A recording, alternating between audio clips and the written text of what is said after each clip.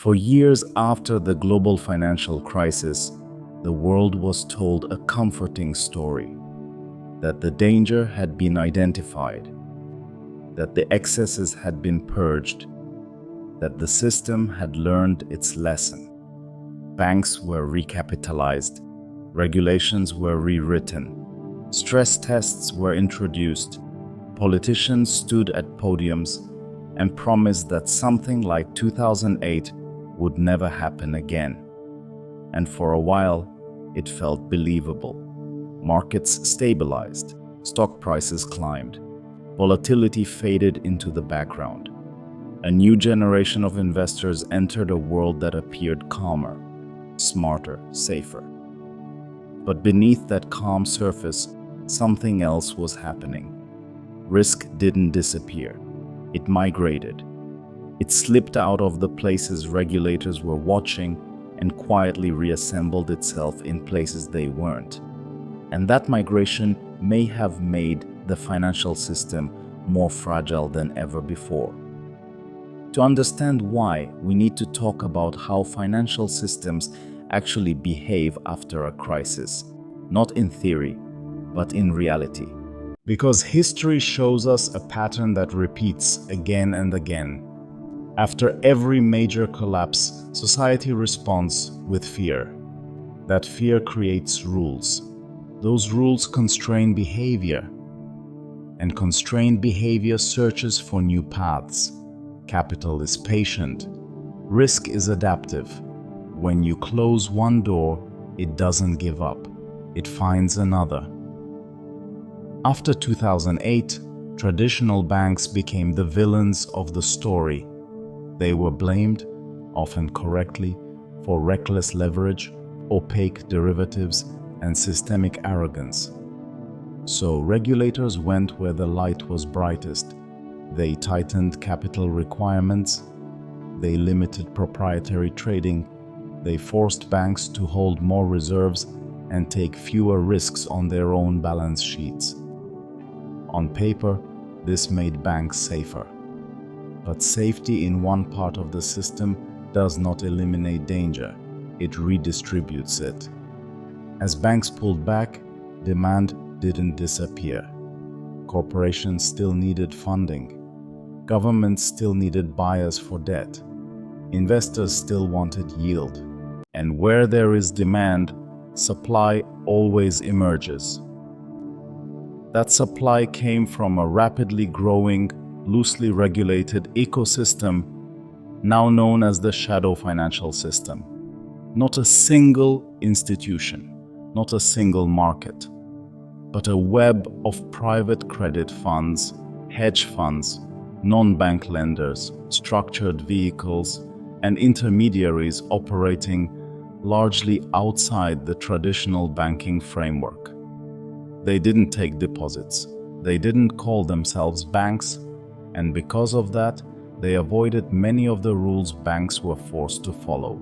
This wasn't accidental, it was structural arbitrage, the financial system doing what it has always done best, adapting faster than the rules designed to contain it.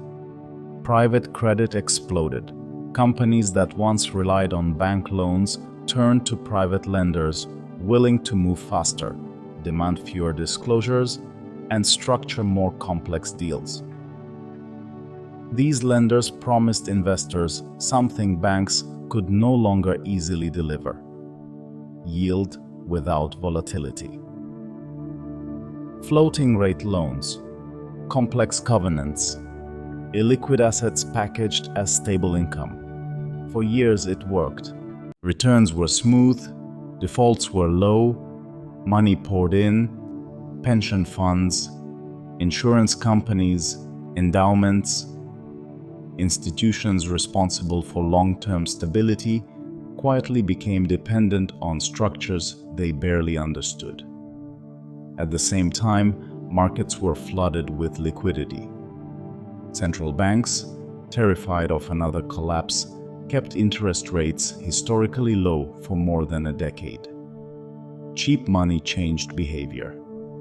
Risk felt optional. Leverage felt manageable. time felt abundant. Asset prices inflated across the board: equities, bonds, real estate, private markets. And because volatility stayed low, models told investors everything was fine. That's the most dangerous part. Modern finance doesn't respond to fear, it responds to models. Value at risk, stress scenarios, correlation assumptions. And those models are built on recent history, which means the longer a crisis stays away, the safer the world appears, until it isn't. One of the quiet truths about risk is that it becomes most lethal when it is invisible. When everyone believes danger has been removed, caution disappears. That's when leverage grows unnoticed. That's when liquidity assumptions go untested. That's when interconnectedness becomes fatal. And today's system is more interconnected than ever. A shock in one corner doesn't stay contained. Private credit funds rely on short-term funding from institutions that also hold public assets. Hedge funds hedge their risks using derivatives tied to the same markets central banks are trying to stabilize. Non-bank lenders sell exposure to insurers, pensions, and retail investment products. The same dollars are pledged multiple times across multiple structures. It looks diversified. It isn't. And because much of this activity happens outside transparent markets, no one has a complete picture. Not regulators, not investors, not even the institutions taking the risk. That's why the most dangerous risk in finance today isn't greed, it's confidence. Confidence that diversification works the way it used to. Confidence that liquidity will always be there. Confidence that someone somewhere is watching the whole system. But no one is. And history tells us exactly how this ends. Not with a single dramatic collapse, but with small failures that seem isolated, until they aren't. A fund gates withdrawals, a lender tightens terms, a market freezes briefly. Each event explained away, each warning ignored, until confidence breaks. And when confidence breaks, modern financial systems don't unwind slowly. They snap. And when confidence breaks, it doesn't announce itself with sirens. It shows up quietly. A fund delays redemptions. A lender tightens credit standards overnight. A market that once felt liquid suddenly isn't. At first, these moments are dismissed as technical issues, temporary dislocations, isolated stress. But systems don't collapse because of one failure. They collapse because many small failures happen at the same time. And the modern financial system is uniquely vulnerable to this kind of chain reaction. For decades, markets were built around a simple assumption. Liquidity would always be available when needed. If you wanted to sell, there would be a buyer. If you needed cash, markets would provide it. If stress appeared, central banks would step in. That assumption has quietly shaped everything: investment strategies, risk models, portfolio construction. But liquidity is not a permanent feature. It's a condition, and conditions change. Much of today's financial risk is locked inside assets that cannot be sold quickly. Private credit, private equity, structured loans, complex derivatives. They look stable because they aren't marked to market every day. There is no flashing red number to signal trouble, no visible volatility to trigger fear. But stability created by silence is not stability at all. It's deferred reality. When stress hits, These assets don't gradually adjust. They gap, and when they do, the shock doesn't stay contained because the same institutions holding these assets often rely on short-term funding to operate. That's the contradiction at the heart of modern finance. Long-term assets funded by short-term confidence. As long as confidence holds, everything works. When it doesn't, nothing does. We've seen this pattern before. In 2008, mortgage-backed securities were treated as safe because defaults were rare, until they weren't. In 2020, treasury markets seized, not because of credit risk, but because everyone needed liquidity at the same time.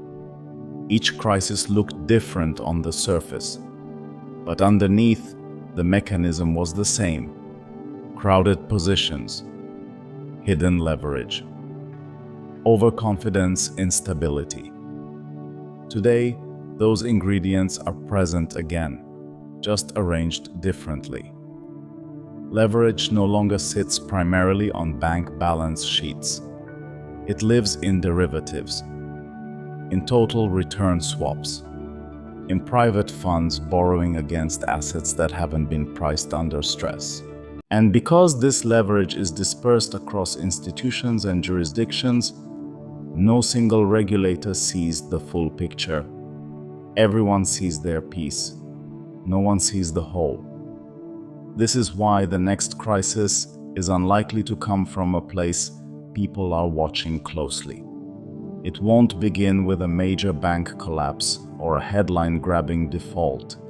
It will begin somewhere quiet: a private fund struggling to roll over financing, a niche market freezing unexpectedly, a technical failure that reveals a deeper fragility. By the time it becomes visible, it will already be systemic, and when policymakers respond, as they always do, they will face a harder problem than before. Because the tools that worked in the past are losing their power. Interest rates are higher. Debt levels are unprecedented. Political tolerance for bailouts is thinner. The system has less room to absorb shock, and the public has less patience for explanations. This creates a dangerous feedback loop. Markets assume intervention will come. Policymakers hesitate. Delay increases damage. Damage forces intervention anyway, but at a higher cost. Every cycle leaves the system more complex, more interconnected, and harder to stabilize. That's the paradox of financial safety. Each attempt to eliminate risk makes the system more sensitive to the risks that remain. So where does that leave us? Not on the edge of immediate collapse, but not in a place of safety either. We are in a period of apparent calm, the most deceptive phase of any financial cycle, because calm encourages complacency. Complacency encourages leverage, and leverage turns small shocks into systemic events.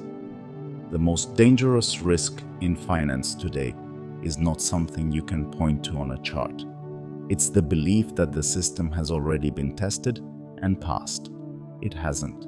The real test comes when something breaks that no one thought mattered. And history suggests that when that moment arrives, the question won't be whether risk existed. It will be why no one saw it coming. Welcome to Cash Chronicles, where money, power, and history collide.